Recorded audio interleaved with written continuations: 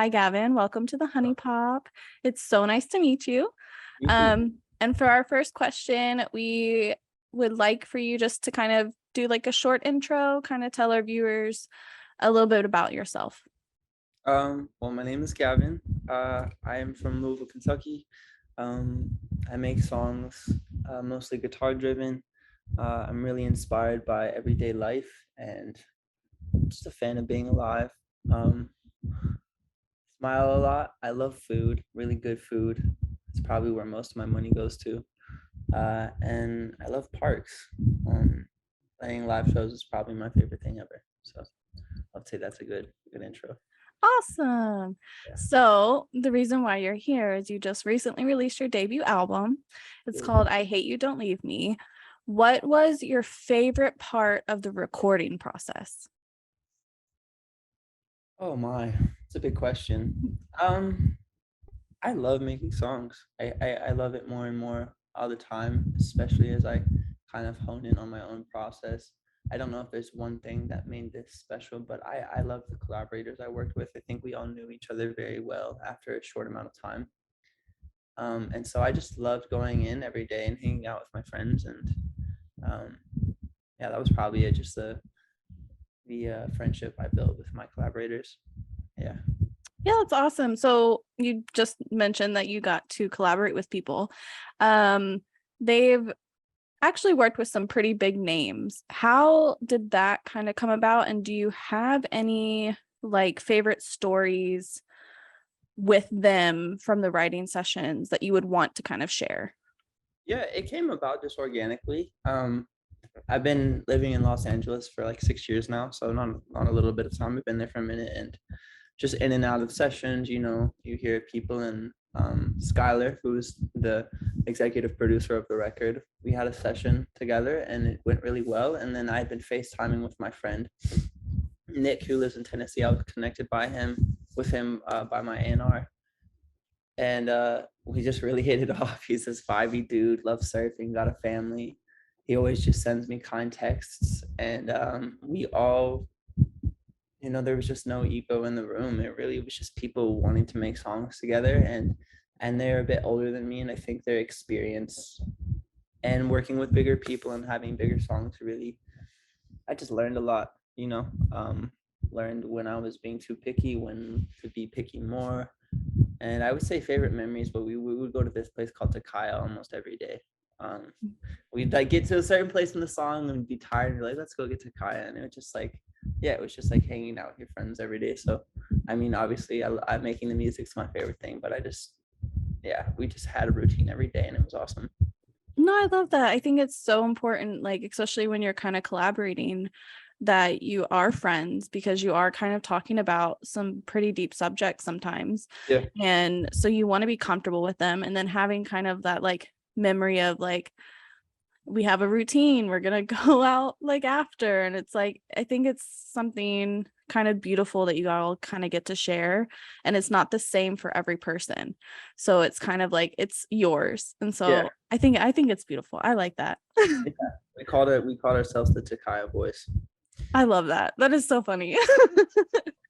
Yeah. uh, that's good. But that's just a good memory for you, just Yeah. to, especially for your debut album. That's something that you're always going to remember. You're going to remember like my debut album. Remember back Yeah. then? Like Exactly. Exactly. Yeah, we have memories forever. I call those guys all the time. So it's like a big imprint in my life. I don't really work with anyone unless something that's really changed with me over the years is I don't really work with people unless I feel connected with them on a personal level. Like, if there's nothing more difficult than going into a session and not knowing the person and being like, okay, make a big song. It doesn't matter if they're the biggest producer in the world. If you can't kind of level on some, way, shape, or form, and you can't activate what you have inside you, it's really hard to make anything. So, yeah, it's something I won't take for granted. no, I agree. I think it's just because you are kind of talking about like really vulnerable, honest things. And if you're not comfortable with someone, it's just not going to work. And it's not saying that anything is wrong with like you Yeah, guys. It's just if you don't know that, like, I'm not going to go tell some random person my deep, darkest secrets. yeah, Like, exactly. be like, I need to be comfortable with you. And then we can go into like some scary stuff or whatever. Like, so I think it's good that you kind of found that kind of crew for you, and then it made like an amazing album for your first one. So Have you listened to it? I have. Thank you. I Appreciate have. that. I like Appreciate it. Yes. When we got like the email saying if we wanted to like do the interview, I like listened to the album and I was like, oh my God, obviously. Like, yes. Obviously. Be like, thank you so much. Appreciate you. So the first single you released from the album is called Body Language. Right. Why did you choose that one first? I hadn't put any music out into the world in like a year, and I just wanted people to know what I've been doing. I mean, I have a lot more songs that are not released, like Body Language in the R&B space is something I'm very influenced by. It changes all the time. Something I struggle with in interviews is like when someone asks you the question, who are you inspired by? Because that changes all the time. You know, I'm not inspired by one artist 24/7. And growing up, I had a really like strict upbringing of what I could and couldn't listen to. And so I'm more than anything a fan of songs than rather than artists. There's key songs that have come into my life. I'm like, whoa, that song's sick. And I sit with it and I listen to it on repeat hundreds of times.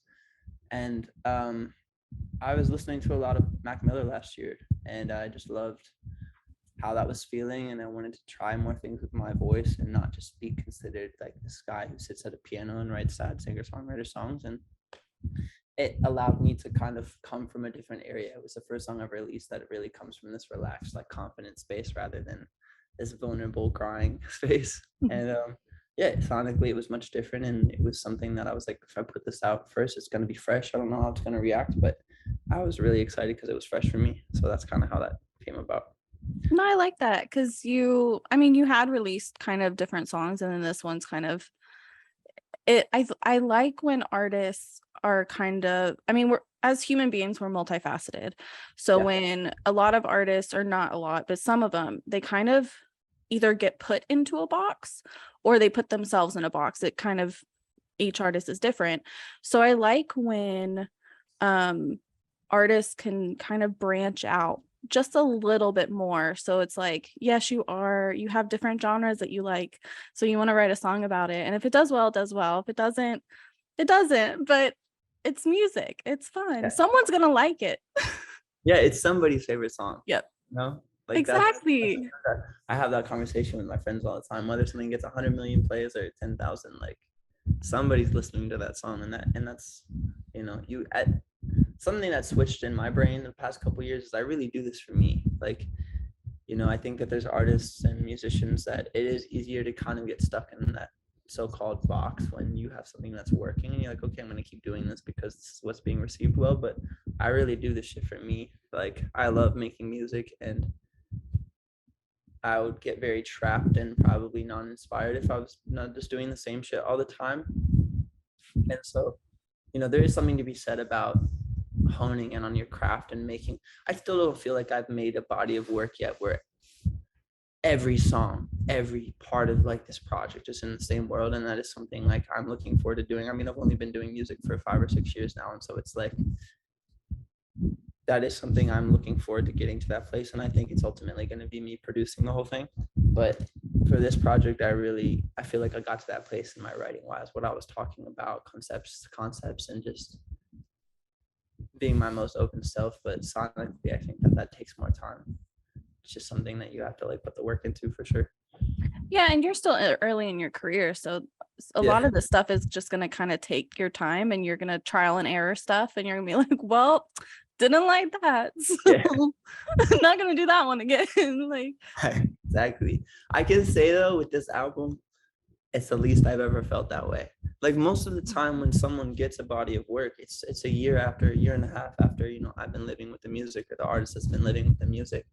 And it's been a struggle for me when something comes out to have that same feeling as when you created it. But with this album, that wasn't really the case. Like, it still feels fresh to me. You know, I can listen to it, and I'm really excited by everything we created. So yeah, that's something I'm happy about. Oh, I love that. Yeah, because we do get the fans, like, we're getting it now. And so it's like, well, I wrote that 2 years ago. I'm not the same person. That's like February of 2021 for me. Yeah. Yeah. So it's like we're getting it and we're like, oh my gosh, like they're feeling this way now. And it's like, wait, you have to think they were writing this a while ago.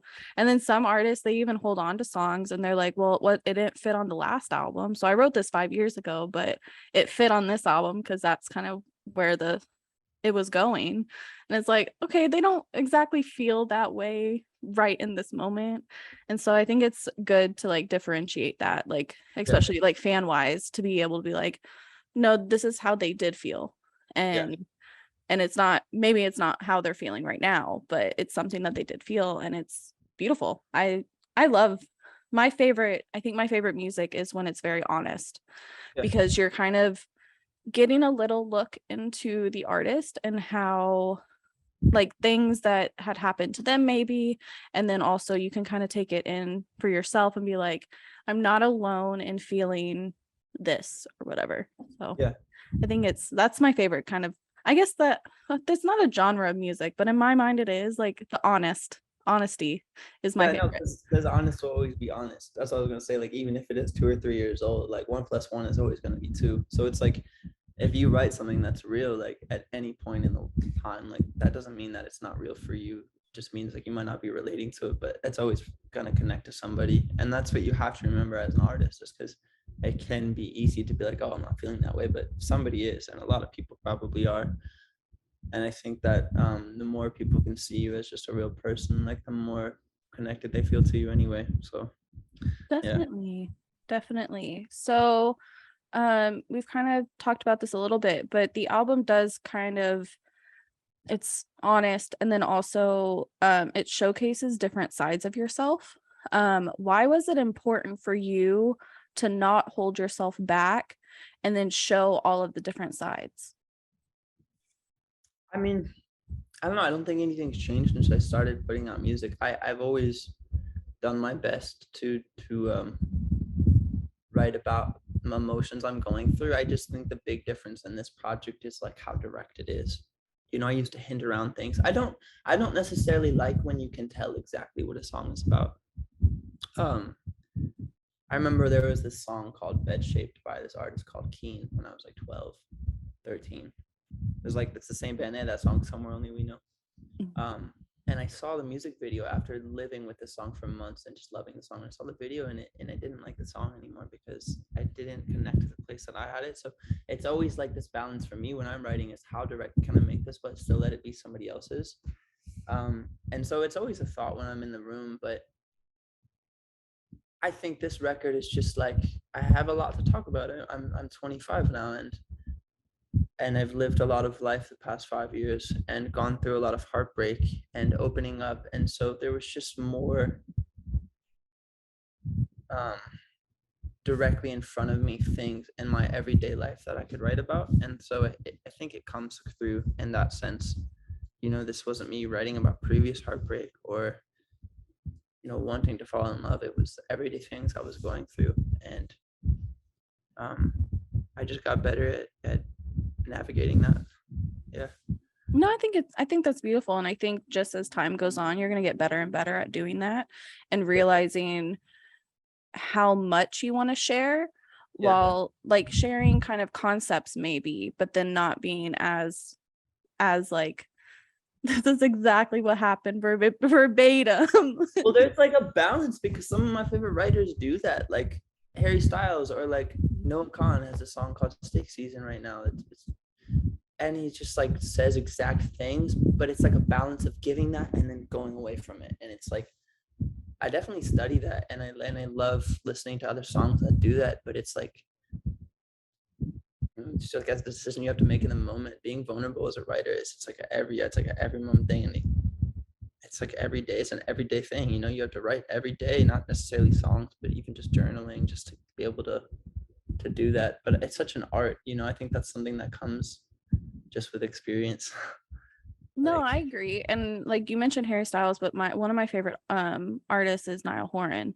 And something that I've noticed with him is he is very, very honest in his work. But then like with interviews, he's like, I'm not gonna tell you what it's about. Like, you can Yeah. kind of get the picture, but he's like not going to go into detail of like maybe who it's about. Like I don't care. Like I care that he was hurt. Like obviously like I am a caring person, but I don't need to know like the details of why you wrote this song, because that is very, very personal. And I don't think I should know that unless we're friends. And you want to I tell me. completely agree with that. I don't ever want to talk about names or anything personal in my interviews. I'm like, one of the most frustrating fucking things is when someone's like, "What is this song about?" Like, listen to the fucking song. Like, Yeah. I wrote it for that reason. Like, I got it out of me, so I don't have to feel about like think about this all the time.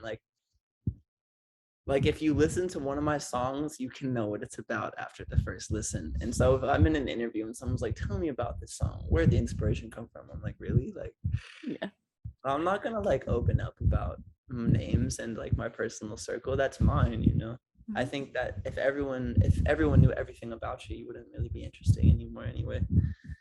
Yeah. No, and I think it's just something that's personal to you and that's your business. And I think because like as an interviewer, where I'm coming from when I ask like certain questions about songs is I want to know like either the songwriting process, like how did your writing session come about? Did you come in with a concept? Did you come in with a beat and you're like, look, this just happened to me, guys, like we gotta write a song, like, or is it more like I was feeling super sad and I was by myself in my room and I wanted to just write a song and I didn't think it was going to get released.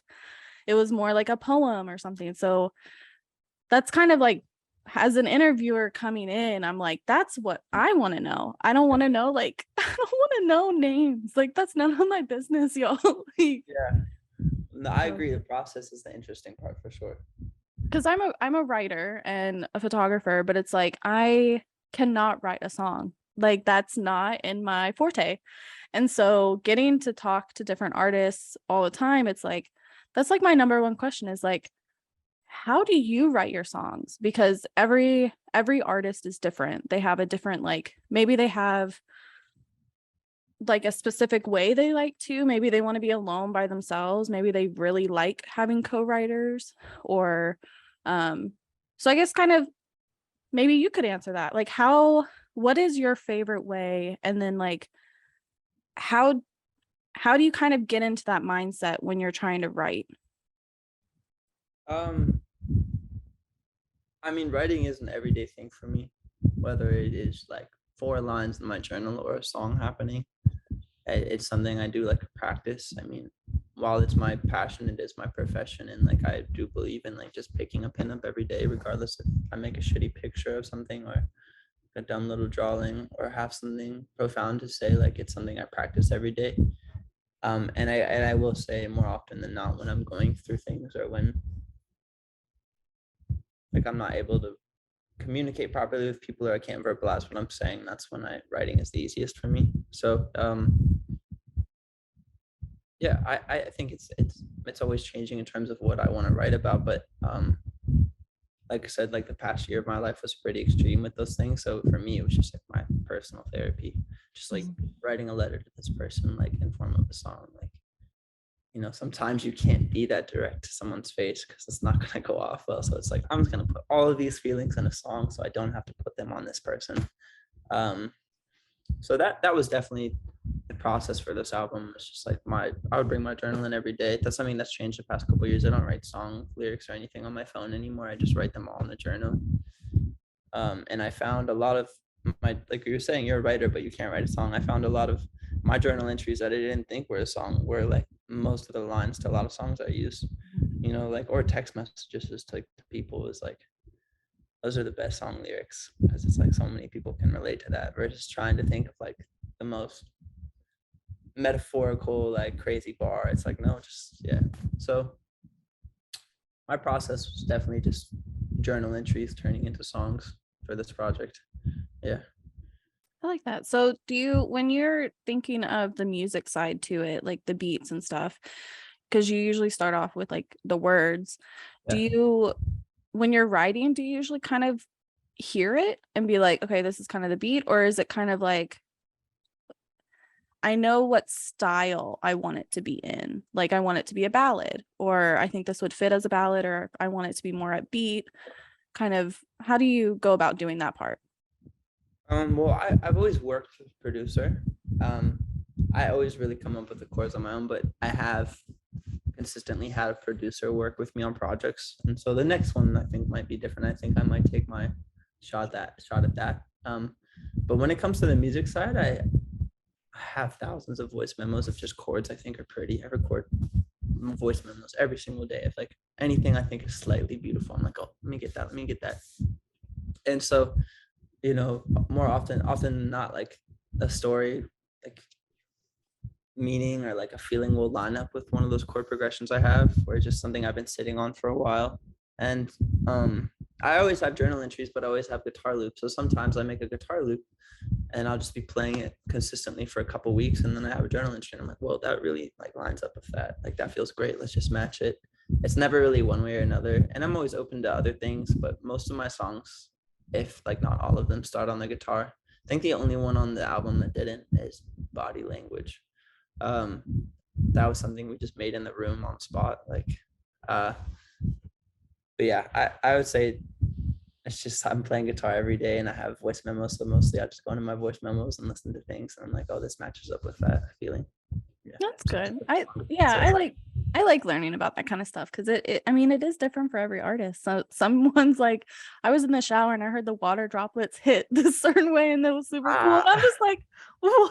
Like, I haven't had that water droplet moment, but I yeah. play guitar a lot, so No, I just thought it was cool because I was like, how do you like I think that's so beautiful and I think that's so crazy that like you hear this.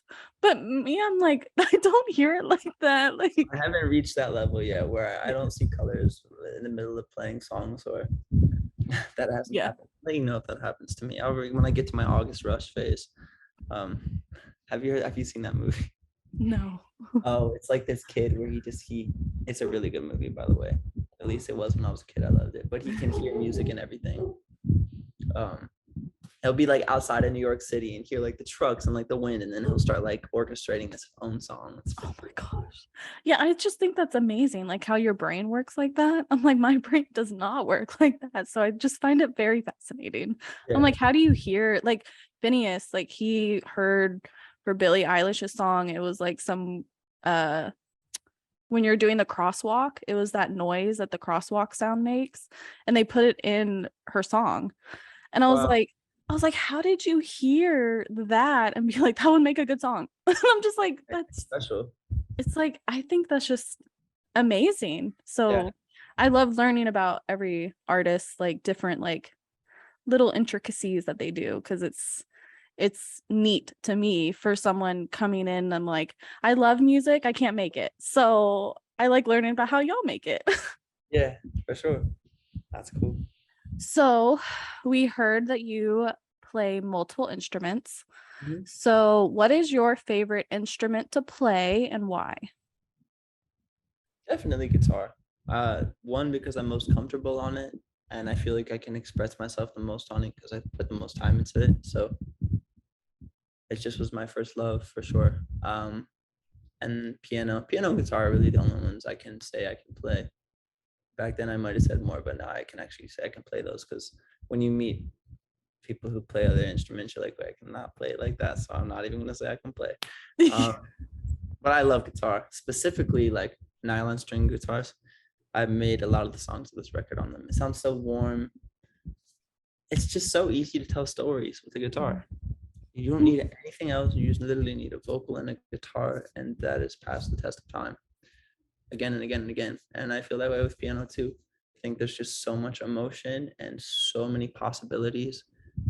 And yeah, it's endless what you can do with them. I think that it's just the most freeing thing. You can change the tuning, you can drop the key, you can change cadence, you can make a beat. Like it's just the best instrument for me. No, I agree. My favorite instrument was always the piano, also the guitar, but like the piano, because I never got to like learn how to play, but I've always wanted to. And I just think I used to like something about me is when I would go to sleep, I'd listen to piano instrumentals. Like I just find Funny. it to be beautiful and calming. And so I think, yeah, just being able to play the piano is just something that I was like, I've always wanted to do. And I think it's so fun when people are like, they go into like, someone has a piano just out in the middle of like the street or something. And they're like playing this like amazing like piece. And I'm just like, oh my gosh, like, wow, it's so beautiful. Pianos are, yeah, piano's the same thing. You don't even need, that's something that can have an entire song without a vocal. Like it's just so, and there's levels to it too. Like there's just so many different styles and like players. Like, you know FKJ? No, I don't believe so. Oh, he has this piano album. He's got a bunch of music, but he has this piano album, just piano. I love listening to instrumental piano. Some of the most calming, beautiful things ever. Yes, it Yeah. is. It is. And that's why I listened to it when I was do it. going to sleep. I was so like 1 year for my Spotify like Wrapped, it was like all just composers. And my friends are like, do you listen to this? They're like, we thought you liked One Direction. I was like, I do. I was like, but I listen to this 8 hours like a night every night. Like These things can coexist. yeah, I was like, I can like One Direction and I can like one of the piano composers on this playlist. And they're just like, that's crazy. They're like, your Spotify Wrapped is skewed. In the morning, best song ever. Yes. I'm like, you get pumped with One Direction, and then at night you're like, I gotta calm down. That's actually hilarious. Love that. So kind of coming back to your album. So you created like kind of a story for the album. How do you decide what order your songs go in when you're releasing? This changed a bunch. At first I picked this whole what I thought was the best flow, and then I was like, oh, full transparency. It was like, oh, well, do I put some of my favorite songs first 5 so people can get hooked on those? It was a mix of both. My thought pattern in the world of the internet, I wanted, I find it rare for like my little brother's 18. When I ask him what his friends listen to, like, do they listen through full albums? A lot of them say no. So it was like, how can I put this in an order where if they're not going to listen to the full album, they can get some of the most important songs to me, and then also still, for my sanity, what flows the best. It's kind of a mix of that, and it came to a balance. I knew I wanted Blue Hour first as a song because it wasn't a single, and to me, that's the best song on the album. And I wanted a happy ending to the album because what I was writing the album about, like, there was still some things that weren't finished up or wrapped up or I hadn't gotten closure with in my life. So I was like, well, if it is going to end, I want it to be a happy ending. Yeah. So I think that's beautiful. And I love that you did your research to be like, so how do people listen? Because I know I don't know if I'm just different from my generation, but I listen to full albums. So like I do have playlists, and I have started doing like creating my own playlists and like putting my favorite songs on there. But when I'm listening to an artist, I usually go by album. So if I'm like listening to old Miley Cyrus, which is I've been on a kick lately of older like music that I listened to when I was a child, I listen to the full album and then move on to the next one. And I can't skip around. Like cool. I don't know if I'm just weird. Like I just can't I don't skip think around. I think that's definitely the best way to do it. I think it's just the world we live in is like, I find more often than not, people are finding songs once they're big and just kind of playing that. And then I think that's always one of the bigger struggles for an artist is how can you connect your song to you, get people to care about the song and then also care about you. But no, I know a lot of people. I mean, it's just a very, when I asked my little brother, ask him because he's so removed from like the creative world and he's just like a basketball player. I'm like, okay, so like what are regular people doing versus, all my friends in LA or all my friends in the art space still listen to albums and stuff. And there's so many, the people that pull shows live with albums, but it's like, I also want to know what regular people are, I always find it interesting to see or hear about that. But no, that's definitely the best way to do it if you want to get to know somebody, like live with the project, Yeah, definitely. Because I like you're putting out, and I always listen to it in order. Like it depends on like if I've known the album, like if it's an older album, I can shuffle it and I'll be fine. But like especially when I'm kind of learning about an artist or like I just became a fan of someone, like I always listen to it in exact order. Like I don't skip anything, and I do that for a while before like I start skipping through, because like be like, well, my favorite song is at the end, so it's like I want to listen to that one first because I'm in the mood for this song. But then like I just like being able to, because like you guys, when you create these albums, you're doing it for a reason and you're putting them in a specific order for a reason most of the time. So I want to get like the whole story from beginning to end. And because a lot of times there is a story that it's very intricate sometimes and you can't always notice it. But once you live with it for a while, you can kind of be like, okay, I see what you were doing. Like you were a little sad in the beginning, now you're happy. I see you say that. That's like, it's good. 'Cause sometimes I think I'll go like for this album specifically, I went weeks trying to think of an order, and it's like, does this even matter? Like after a while, I'm like, am I going crazy? No, but it's good to hear that's awesome. I think some people, they don't really care that much, but I think just I've loved music since I was a kid. Like it's something that like my dad and I bonded over a lot. So I've always just had that weird like view of an album. It's like you buy the CD and now it's all like streaming, but like you have your album and you listen to it fully through.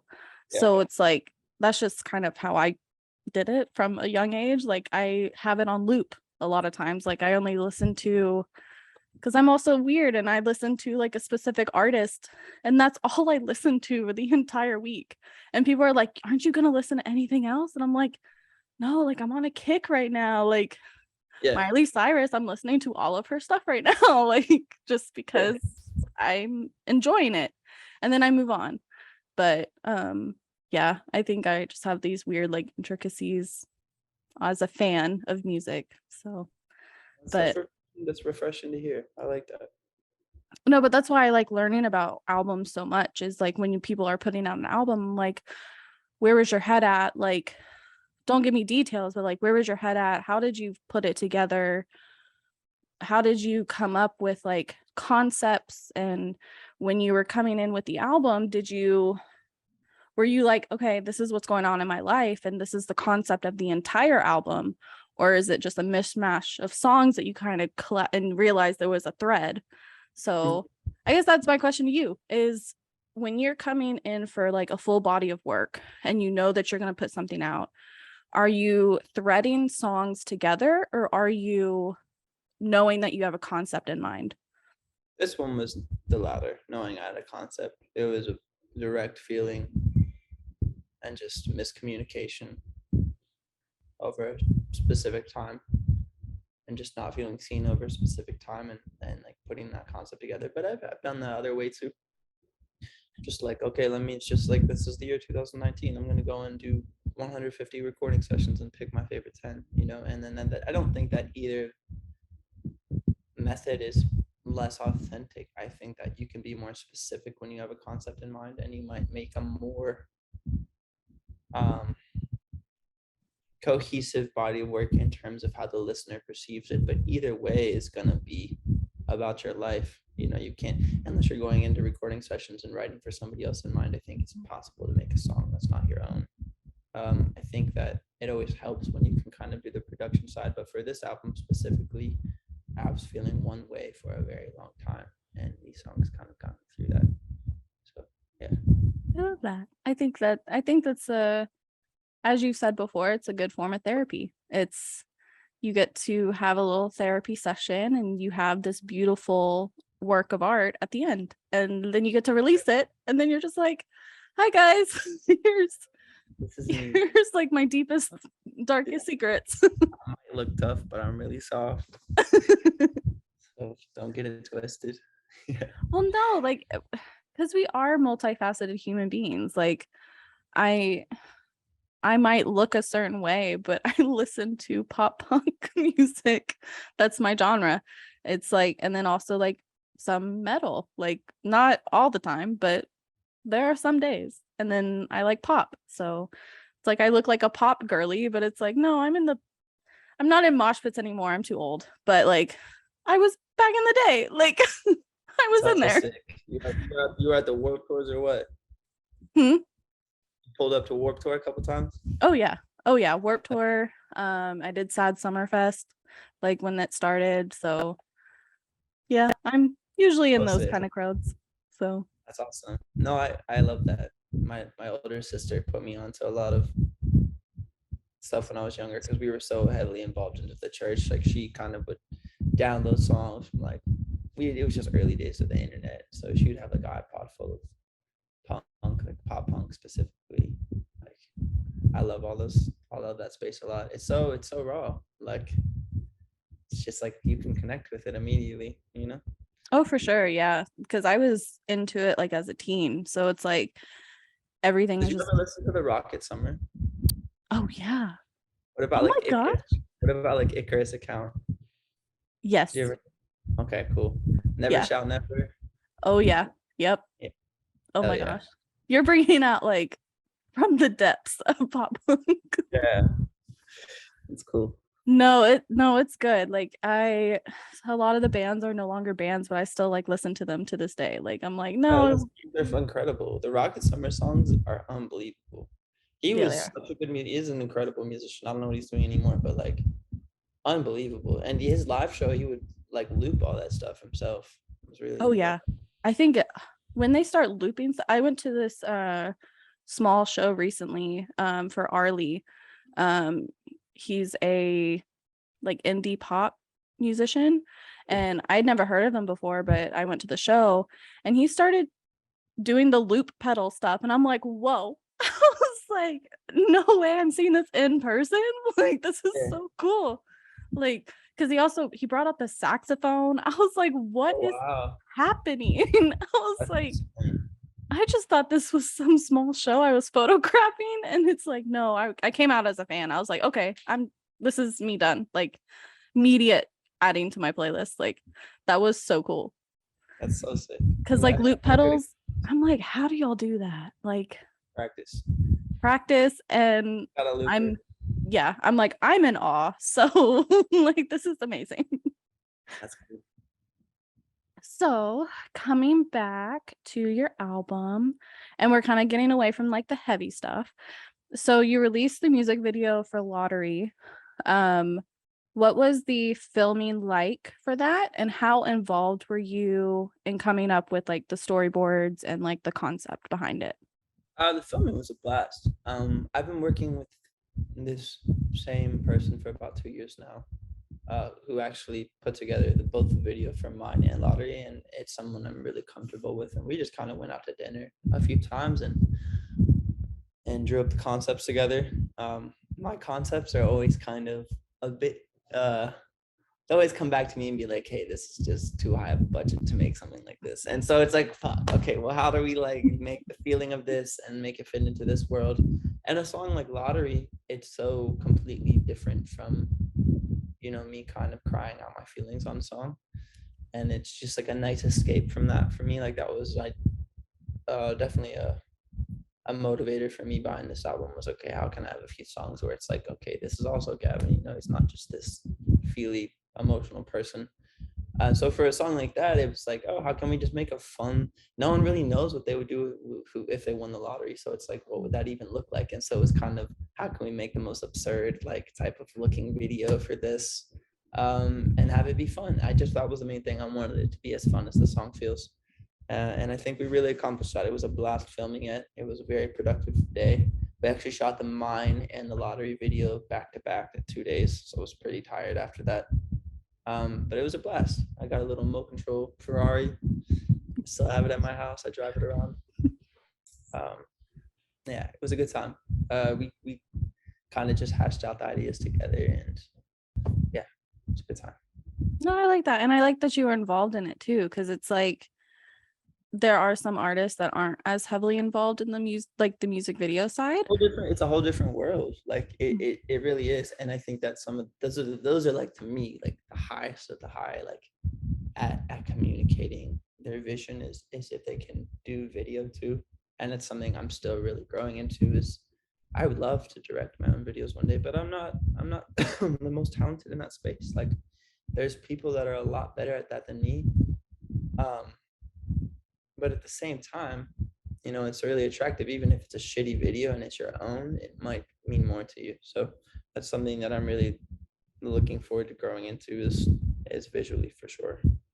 No, and I think that's good because like you get to collaborate with people and you're learning as you're doing it. So Yeah, you're like, absolutely. oh, so I came up with this concept and you're like, okay, take it down a notch. And then you're like, so how'd you know that? Like, Yeah, let me poke your brain and figure out how you can see stuff in your head or know these intricacies of this environment because you're coming from the musical side and it is visual is so different. Like I am a photographer, but like video, I'm like, oh my gosh, that is so difficult. Like, but yeah. it's so much fun to like learn. But there are some people who are just like they're experts already. I'm like, how do y'all teach me how to do this? Like cooler artists I've met are like in production crews. You know, like they just work there, like that's their day gig, and like they're making music too, and haven't really even come out with it yet. So yeah, there's like a lot of like talented or faceted, whatever you call it, artists that just can do it all. I find that too on the business side now. There's a lot of managers that are creative directors and like videographers and like just doing it all in house. It's really inspiring. I think that's kind of becoming the modern wave. Is even artists like my favorite artists produce their own music right now. So, you know, or at least have a huge hand involved in it. And I think that it just is the most authentic you can be, you know, is it all coming from you? Doesn't mean it's the best. It doesn't mean that it's going to go number one. That's something I'm realizing is like sometimes, especially in pop, these like bigger songs will have 20 writers and it's like, you know, it's really a really constructed, like they really pieced this thing together. But I find the songs that I like the most or that live with me the longest aren't those songs. You know, those might be the jams or the anthems, but you can kind of feel when it's just from somebody, you know. Yeah. Oh no. And I think that's just like it's not a genre of music, but it in my mind it kind of is. It's like it's the when you find someone who is wanting to kind of do it all and learn it all, and because then once they kind of learn the producing side, then they can like have this body of work that's just their own. And it honestly it might not hit the charts, but the charts are hard right now, so it's like if it doesn't hit the charts, Or it might.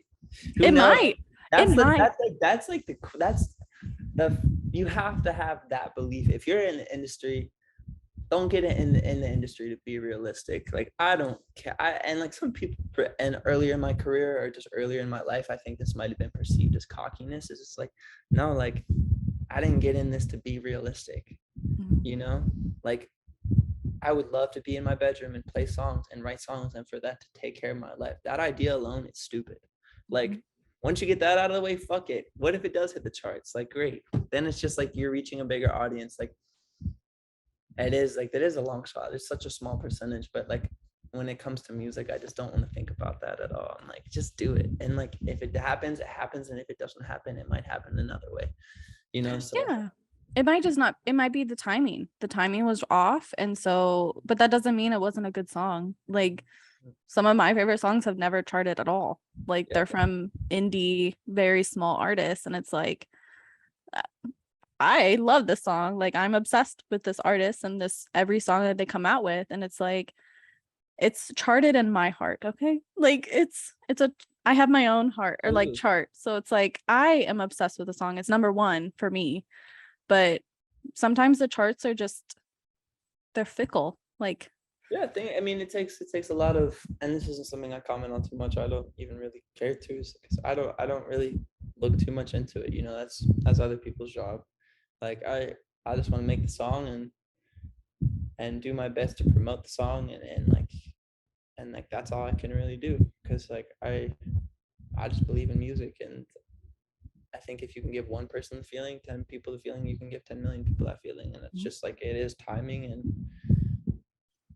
I try not to think about it too much. I really don't even care. Like as long as I have food and like I get to make music and play shows, I just want to keep doing that. And if it gets bigger, I'm really blessed. If not, I'm still doing it, you know, and that's all it is. yeah, you're still doing what you love and you're able to put food on the table and you're golden. I've always had this, I don't know if it's just me, but I've just always had this weird feeling that everything's gonna work out for me. Like it doesn't, and that doesn't mean success or like money or fame. I just know like I'm gonna be okay. And like I've always felt that way. And music industry is a crazy world. Somebody told me, I forget who it was, like when you get into this business, you sign up for a job of not knowing when your next check is gonna be. And like something about that has always been really freeing to me though. You know, I have all the stuff in my house I can put in my car at once and leave. You know, I get to create my own schedule and I get to make music every day. And like I'm so blessed and thankful that that's my life. You know, it's just the best fucking thing ever to just be able to make sounds and that's your job. Like what? That's crazy.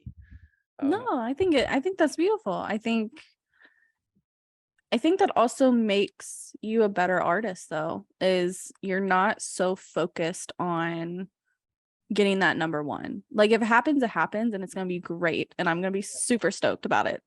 Like if it doesn't happen right now, it's gonna be okay because you're gonna just keep honing on your craft and you're gonna get there one day. Like it's gonna happen. And it's gonna happen when you least expect it. And you're gonna be like so like, what the heck just happened? Like, wow, this went viral. Like, no, I think it is always when you least expect it, but I try and put my energy on because I do know a lot of people that are like, no, you need to verbalize exactly what you want. You need to manifest. And I'm like, yeah, I believe that, but like I also think that people put their energy on wanting to get on the charts or number one or wanting to get on New Music Friday and not putting their energy on the life that will create for them. Like I focus on the life I want every day. I eat good food. I go to the park. You know, I go play basketball. I make songs. I make an effort to create the life I want because I think a lot of times I see situations where people are putting their energy into that success and that achievement and they get it and it doesn't have really any meaning because you don't put time into the world that's going to create for you. You know, you get all this money and then you're not happy because you didn't put any time on or any effort into what you like doing. You know, if I got a number one tomorrow, my life wouldn't change. Besides my bank account balance and the opportunities and the shows I would play, I'm not doing anything differently because I love my life and I love the quality of life I've created and my friends and the community I have and the security that already brings. I think some of the sadder stories are when people haven't focused on that and then you can take an advantage of easily because you know you're in this place and you thought that was going to bring you happiness and it's not, so you seek it out in other areas and it's like, no, I'm already happy, like I'm great. And yeah, I don't know, I'm an athlete and I'm always going to want results and I'm always going to want to compete at the highest level, but I want to be happy at the same time and I'm not going to let success make or break my mental health. Like I'll never let that have power over me. And it doesn't mean that there's not moments where I fall victim to like the pressure of the music industry or my career. That happens to everyone because if you care about something, you know, you're gonna have moments like that. But I think more often than not, like I'm really content with my life, and that allows me to make the most music true to me because I'm not focused on what I think people want to hear. You know, I get in arguments with my label over that sometimes. You know, it's just like they're like, oh, well, we need this type of song. It's like, but this is the song I'm making right now, and like it's just how it is. Yeah, sorry, I'm popping off right now. no, you're fine. I love learning about the artistry side of the music industry because I'm in a different section of it. Like we have our publication, I'm photographing shows, and it's like you're still pulled away a little bit. And so I love kind of learning about the different artists like experiences and what you just said is very important. Like if you are happy in your life, like all a number one is going to do is just going to help you rise up a little bit more and faster basically, but you're still going to be the same person than that you were the day before that you got the number one. So I think that's an amazing and great mindset to have. And I think that's why personally I think that you are going to go far because you have that mindset of like, I don't need it. Like I'm not seeking it. Like if it happens, it's going to be really freaking cool. Like it's going to be amazing. But if it doesn't happen right now, it's going to be okay Yeah. because you're doing your thing. Yeah, I'm doing my thing. Yeah. And I think Okay. that's beautiful. I think that's beautiful. Yeah, I appreciate you. That's Of fine. course. So, we're kind of getting close to the end of the interview. Is there anything else that you kind of want to tell about like your album? Um, you just give it a chance. Yeah, if you're listening, yeah, I find people who normally listen to interviews and stuff like that are music lovers. So yeah, just give it a chance, live with it. My personal favorites on the album are Blue Hour, Paper Walls, and Nobody Else. Um, my pen really just flowed on those songs. Those were some of the easiest songs to write, and I think something I'm most proud of my pen on those songs. Um, yeah, I think that anybody can really listen to this, like kind of dive in and out of a lot of different sonical, like sonic. I don't even know if that's a word. Sonically, it's a different feeling, like in and out of a lot of different feelings, and conceptually too. I didn't just write about breakups the whole time, so I'm really proud of myself for that. Yeah, and I think it's my best work so far. That's all I can really say. Yeah. No, I think that's good. I think because the album is such a broad like album. It's just not like about one thing, which I do like when it's concept wise, like I do love that. I think that's really cool. But you've been able to kind of showcase another side of yourself that's maybe not as comfortable maybe for you. But I think that's why the album is just so beautiful, is because it's not just about honing in on one thing. It's a lot. So I think, and there's going to be a song that everyone's going to be able to relate to. And I think So, that's yeah, that's been my favorite so far. Is hearing the reaction from my fans, is everyone has a different favorite song, and to me that's like the biggest compliment, because it's like not just, oh, this is the one we like. It's like, no, I like the whole album, and that makes me, yeah, I'm really proud of that. So yeah, I think that's good. So, last question, is there anything on the horizon tour wise? working on it. Yeah, should have a. I'm probably gonna be on the East Coast in the fall, so we'll see how that turns out. But yeah, we're working on it right now. Yeah, we'll definitely keep our eye out and we'll definitely let everyone know about it when you decide to release dates, Yeah. because we're super excited. And then just thank you so much for taking the time to speak with me and kind of diving into your album. We love it here. Like it's on repeat. So like it's really good. And so we really enjoyed learning more about you as a person and your writing. And So thank you for the unique questions and for being so kind. oh, you're welcome. Yeah, that's we we don't like to ask the same old questions. Like we like to kind of dive in a little bit deeper into, because some interviews are just super quick, so like you can't really go into detail, but we like to at least try to get some more information. Awesome. So, Well, great to talk to you. so we just got to speak with Gavin Haley about his album I Hate You, Don't Leave Me.